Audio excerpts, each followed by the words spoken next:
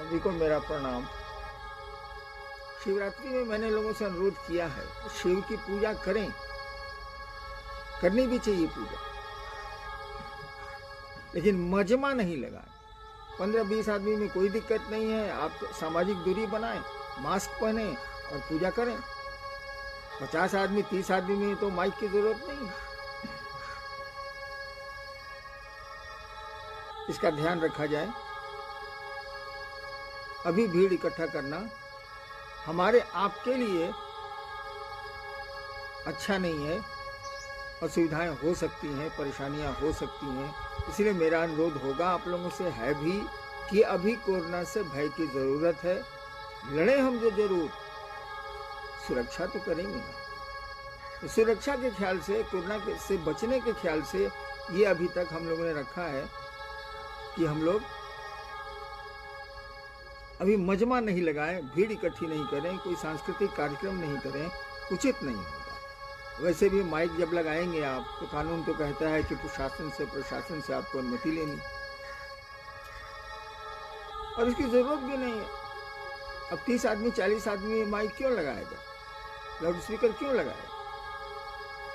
चलिए देखते हैं, सवाल बहुत आए हैं, कुछ का उत्तर कोशिश करते हैं हम लोग दे पाए। जो आपने अभी कहा साप्ताहिक परिचर्चा और तरह की चर्चाओं से क्या भिन्न है, ये जिज्ञासा भी आई थी लुधियाना पंजाब से। मुझे लगता है कि ये स्पष्ट हो गया होगा उनको। तो आगे में है कि आपकी लिखी हुई एक पुस्तक आओ चलें शिव की ओर, जिसका विमोचन अभी 16 फरवरी को हुआ और बहुत सारे लोगों को मिला है और मिलता जा रहा है। ये आपके 40 वर्षों के आध्यात्मिक यात्रा का निचोड़ है ये पुस्तक। उसकी कुछ पंक्तियाँ ऐसी हैं जिसको पढ़ के लोगों ने अपनी जिज्ञासाएं खींची हैं। जिसमें एक जिज्ञासा आई है कि आओ चले शिव की ओर में लिखा हुआ है कि व्यक्ति के मन में शिव को अपना गुरु मानने का संकल्प यदि लंबे समय तक स्थिर रहता है तो किसी बाह्य साधन की कोई आवश्यकता नहीं है। कृपया समझाने का जिज्ञासा सुनिए आपने। आओ चलें शिव की ओर पुस्तक की पंक्ति है कि अगर यदि लंबे समय तक शिव को गुरु मानने का संकल्प स्थिर रहता है, माने हमें आपके मन में रहता है, तो किसी बाह्य साधन की जरूरत नहीं। क्यों? खेला मन का है, शरीर का नहीं है। कोई भी संबंध मन बनाता है वो धरती पर बनाए या शिव से बनाए या देवताओं से बनाए।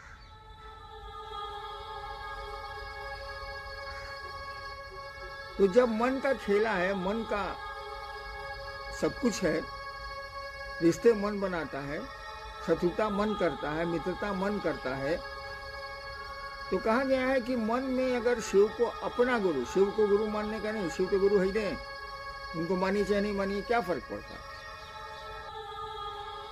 अपना गुरु मानने का संकल्प अगर स्थिर रहता है तो किसी बाह्य साधन की जरूरत नहीं। वो 3 सूत्र भी आप सुनते हैं, या किसी काम को करने की जरूरत नहीं है। अगर आप भूलते नहीं हैं कि शिव आपके गुरु हैं, अगर हम आप नहीं भूलें कि शिव हमारे गुरु हैं, मेरा गुरु है महादेव, तो किसी साधन की जरूरत नहीं है। दिक्कत क्या होती है, हम लोगों का मन भूल जाता है।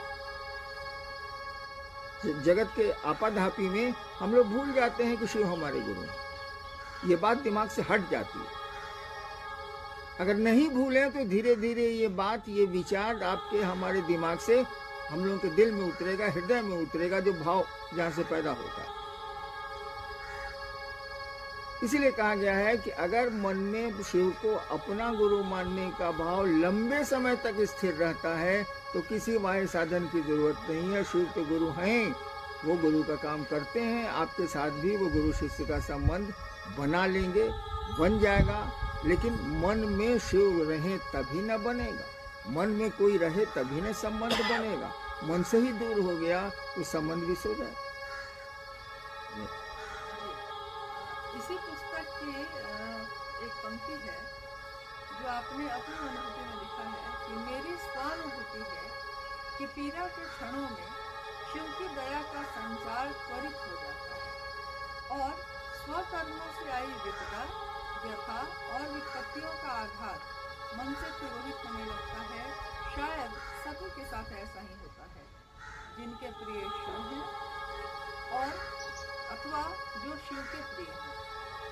तो ये पंक्ति हम लोग समझ नहीं सके कि आपने ऐसा लिखा है कि जिनके प्रिय शिव हैं अथवा जो शिव के प्रिय हैं, इसका क्या अर्थ है, आप क्या कहना चाहते हैं? मैंने लिखा है, आओ चले शिव की ओर में। अच्छा एक बात बताइए आप लोग कि लेखक से काहे पूछते हैं? लेखक अगर अंडमान निकोबार में रहता है तो बिहार और झारखंड से पूछने जाइएगा कि आप क्या लिखे? अरे अपने पढ़िए, अपने समझिए। मैंने लिखा है कि मेरी स्वानुभूति है, मेरी अपनी अनुभूति है कि जब दर्द इंसान का बढ़ता है, यानी पीड़ा के क्षण आते हैं और आएंगे ही आएंगे। इस धरती पर आए हैं आप तो दुख आपको आने ही आने हैं। यहाँ से कहीं निकलिएगा तो अच्छी खराब दोनों तरह की सड़क मिलेगी।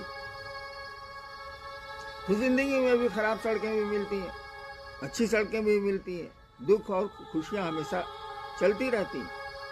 मैंने देखा है कि जब दुख हमारे ही अपने कर्मों से आते हैं, वह परमात्मा तो किसी को कष्ट देता नहीं, वो तो कर्म फल हमारे हैं। कर्म हमने किया है तो फल हम लेते हैं। तो पीड़ा के क्षणों में आपके गुरु की दया, उस शिव की दया का संचार फ्लो बढ़ जाता है, जो हमारी अनुभूति है।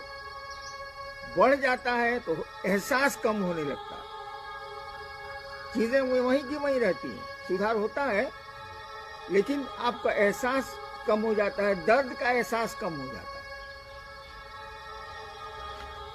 मैंने लिखा है कि शायद ये दो तरह के लोगों के साथ जरूर होता है। एक जिनके प्रिय शिव हैं, जो शिव को चाहते हैं, जिनको शिव अच्छे लगते हैं। दूसरा शिव जिनके प्रिय,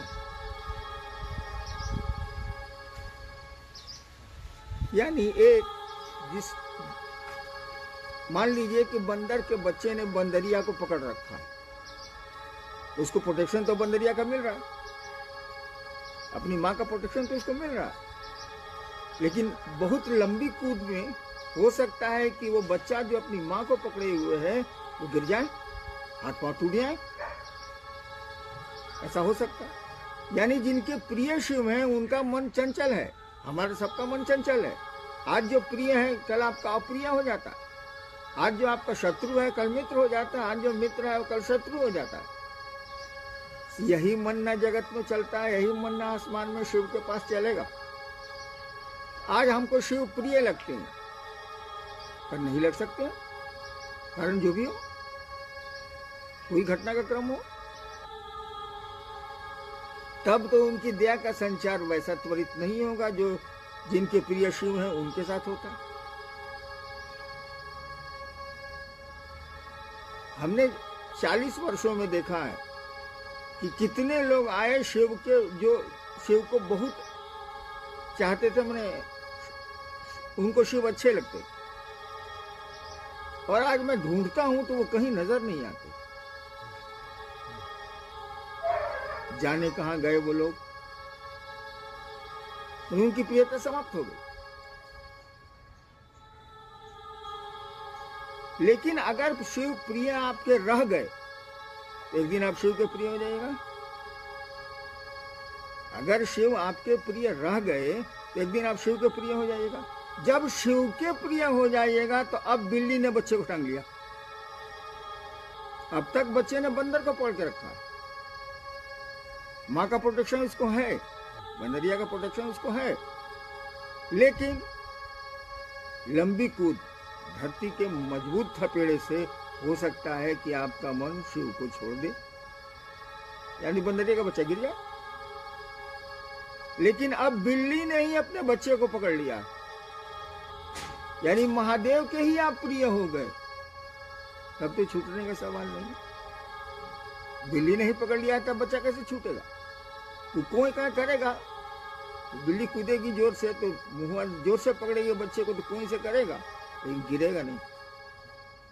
वही मैंने लिखा है कि जिनके प्रिय शिव हो अथवा शिव जो शिव के प्रिय है, यानी शिव ही जिनको चाहते हैं, यानी वो बिल्ली का बच्चा हो गया, उन्हें गिरे।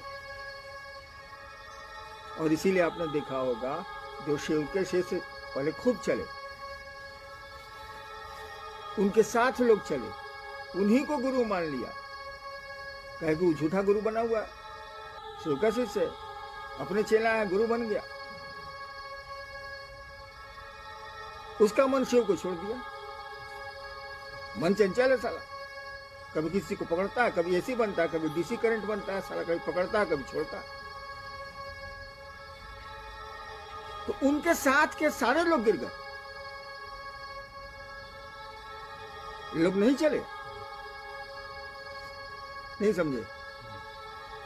अब मान लीजिए मंडल जी के साथ कोई चल रहा है, मंडल जी ने शिव को छोड़ दिया, कोई कारण हो सकता है, लाखों अनेकों कारण हो सकते हैं, ये धरती है। अब मंडल जी को अपना अगुआ मानने वाला वो भी गिरेगा, उसके भी शिव छूटे, इनके तो छूटे ही छूटे, हम तो डूबे हैं सनम, तुमको भी ले। वही हम कह रहे हैं कि जिनके प्रिय शिव हैं उन डालियों को मत पकड़ो, ये सूख सकती हैं, सूखी हैं हम लोगों की नजरों के सामने।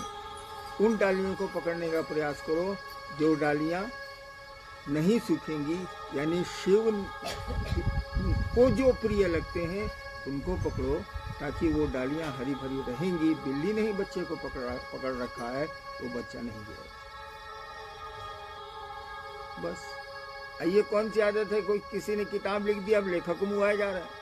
दूसरा लेखक क्या करेगा, जो हमने 40 साल में शिव को समझा और दुनिया को समझा, लिख दिया।